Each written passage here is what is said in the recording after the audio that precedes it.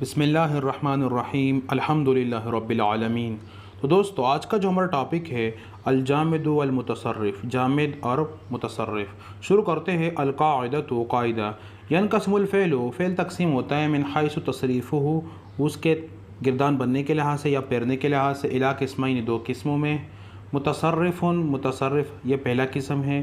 وہوا وہ ما تتغیر صورت، جس کا صورت تبدیل ہوتا ہے تصریف ہی، اس کے پیرنے کی وجہ سے یا گردان بننے کی وجہ سے۔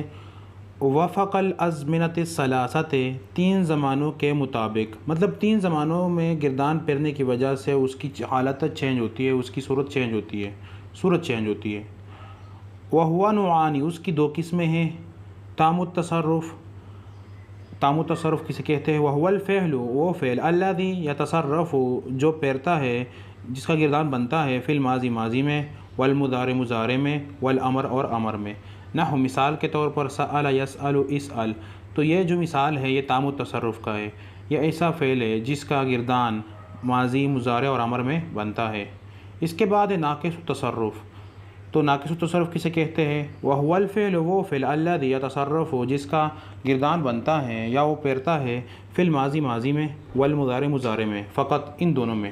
نحو، مثال کے طور پر کاد یکاد، تو جو کاد و یکاد ہے یہ کیا ہے؟ افعال مقاربہ میں سے ہے، مطلب معنی قریب کر دے، قریب ہے۔ اور او فی المضارع والامر، اور وہ جس کا صرف گردان بنتا ہے مضارع اور امر میں۔ یدعو، دا، تو دا کی معنی جو ہے وہ ہے تو دور ہو جا، تو یہ ہو گیا یدع دا، جس کا صرف امر اور مضارع میں گردان بنتا ہے، یہ ناقص تصرف ہوا۔ اس کے بعد ہے جامد، یہ دوسرا قسم ہے تصریف کے لحاظ سے۔ وہو الفعل، وہ فعل الذی، جو یلزم، لازم ہوتا ہے، صورتاً، اس کا صورت، واحدتاً، ایک، جس کا ایک ہی صورت ہوتا ہے، ایک ہی صورت اور برقرار ہوتا ہے۔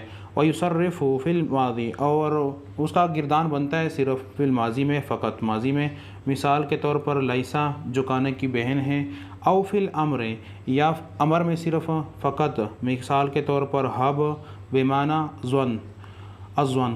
وقد، اور تحقیق، لا تتصرف، جس کا گردان نہیں بنتا ہے۔ نحو، مثال کے طور پر عسا، یہ قادہ کی بہن ہے اور یہ افعال رجا میں سے ہے، ادا کی معنی ہے امید ہے۔ نعم و بئس، یہ افعال مدح و ذم میں سے ہے، تعریف اور وہ ڈانٹ کے معنی میں آتے ہیں۔ تو اشہر افعال الجامدۃ، جامد افعال جو مشہور ہے، نذکر، ہم ذکر کرتے ہیں، اضافت الی ما سبق ذکر ہو، مطلب اضافت کے لیے ہم اس کا ذکر کی طرف نہیں بڑھتے، مطلب صرف اس کا ذکر کرتے کہ وہ جو مشہور ہے وہ کون سے ہیں۔ تو وہ ہے تعالی، ہلم، ہاتی، ہاکا، یہ کیا ہے؟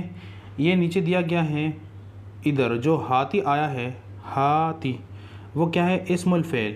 تو ہم اسم الفعل میں پڑھیں گے وہ افعال جس کا لا تصرف، گردان نہیں بنتا ہے، بس ایک ہی کلمہ ہوتا ہے، ایک ہی سیاہ ہوتا ہے، وہی معنی دیتا ہے فعل کام کرنے کا، اور اس میں ایک اور شرط یہ بھی ہے کہ اس میں اسم کے شرائط نہیں پائے جاتے ہو، تو اسے اسم الفعل کہا جاتا ہے، اور یہ جامد ہوتے ہیں، ایک ہی حالت پر برقرار رہتے ہیں۔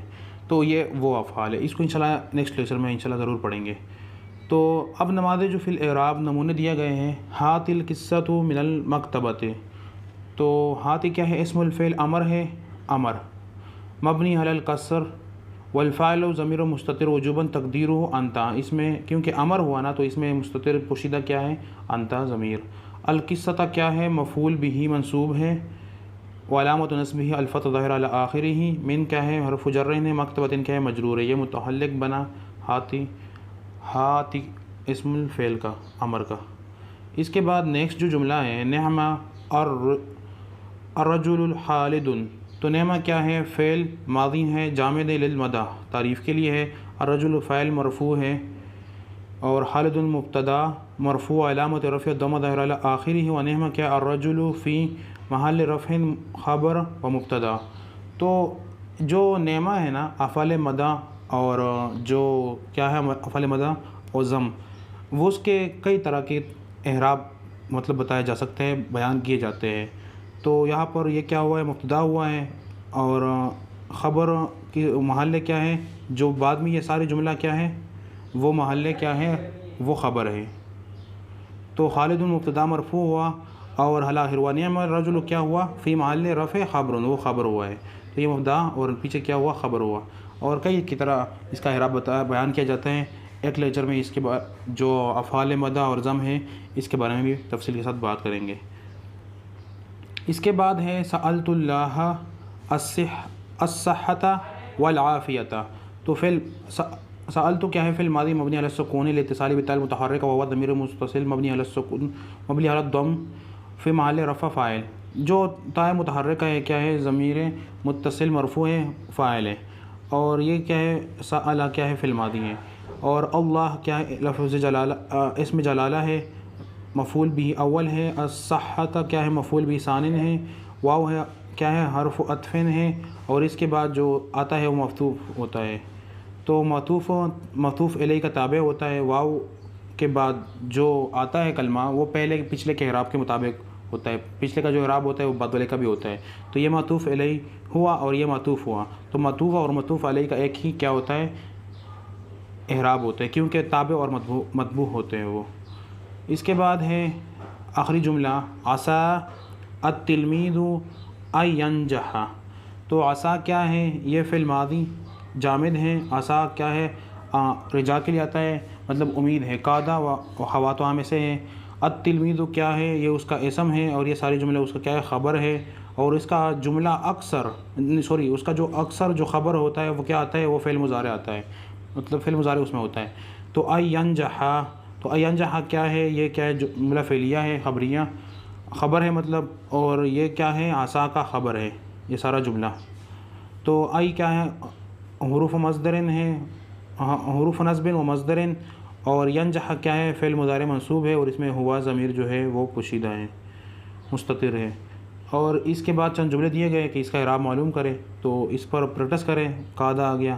اور ایک بات امپورٹنٹ، جو کانا اور اخواتہا کا جو میں نے لیکچر دیا ہے، میں نے اس میں بتایا ہے کہ کانا میں جو 5 ہے ایسے کلمات ہے، 7 ہے تقریباً ایسے کلمات ہیں جو تام التصرف ہے، 4 جو ہے ما فاتا مبارع منفقہ یہ وغیرہ، وہ 4 جو ہے وہ ناقص التصرف ہے، اور 2 جو ہے وہ 2 اس میں سے ہیں وہ لا تصرف، اس میں لیسا ہے اور ما دامہ ہے، وہ بھی دیکھ لیں، اس میں بھی میں نے اس کے بارے میں کچھ بتایا ہے، مثالیں دی ہیں، ڈیٹیل بتایا ہے۔ انشاءاللہ نیکسٹ ویڈیو میں پھر ملیں گے۔ والسلام۔